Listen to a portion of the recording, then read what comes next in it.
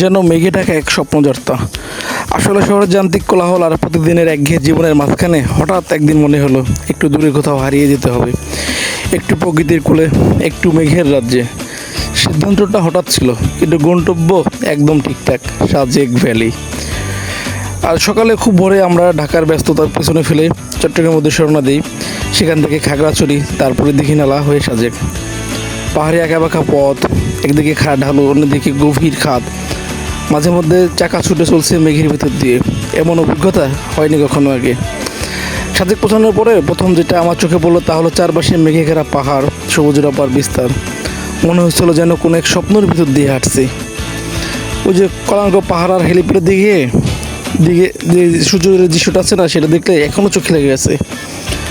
সকালে সূর্য উঠে আসে যেন একদম মেঘের বুক চিরে, আর সন্ধ্যায় পাহাড় ডেকে যায় সোনালি আলোতে। আমি স্থানীয় কয়েকজন আদিবাসীদের সঙ্গে কথা বলেছিলাম। তাদের জীবনধারা, হাসি মুখের আন্তরিকতা আর সাজেকের নিজস্ব যে সৌন্দর্য, সব মিলিয়ে যেন অন্য এক জগতে ঢুকে পড়ছিলাম। আর সবচেয়ে বড় কথা হলো কি, রাতের সাজেক একদম আলাদা। তারা ভরা আকাশ, ঠান্ডা বাতাস, গভীর নীরবতা, মন যেন শান্ত হয়ে যায়।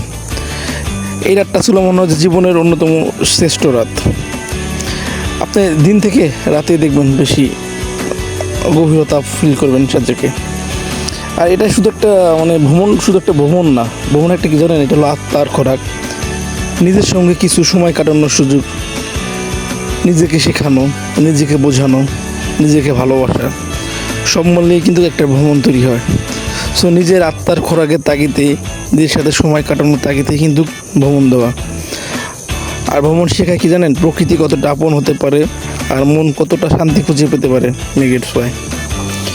ইনশাল্লাহ আমাদের পরবর্তী আরেকটা ট্যুর আছে। এটা হয়তো এই মাসের 15 তারিখেই, বৃহস্পতিবার রাত্রে 9টায় আমরা চট্টগ্রাম হয়ে প্রথমে যাব, ঢাকা হয়ে প্রথমে যাব চট্টগ্রাম। দেন চট্টগ্রাম শেষ করে চট্টগ্রাম থেকে যাব হলো কই জন্য যাবো, ওইটা আপনার ভুলে গেলাম, ওটা অন্য সময় মনে আছে। সো চট্টগ্রামে আমাদের সারাদিন কাটানোর কথা, সারাদিন না 3টা পর্যন্ত। সো 3টা পর্যন্ত চট্টগ্রাম কাটিয়ে বান্দরবন হয়ে অথবা ট্রেনে হয়ে যাব কক্সবাজারে কক্সবাজারে শুক্রবার রাত্রে থাকবো, শনিবার সারাদিন থাকে, পরে আবার শনিবার রাত্রে ব্যাক করে রোববার অফিস করা। সো আশা করি নেক্সট ট্যুরে বা নেক্সট ভিডিওতে আবার কথা হবে, দেখা হবে। সবার জন্য একটা রিকোয়েস্ট থাকবে যে যখন সময় পান ভ্রমণ করেন। ভ্রমণটা আপনার ইনভেস্ট, নিজের প্রতি ইনভেস্ট, নিজের আত্মবিশ্বাসের প্রতি ইনভেস্ট করা।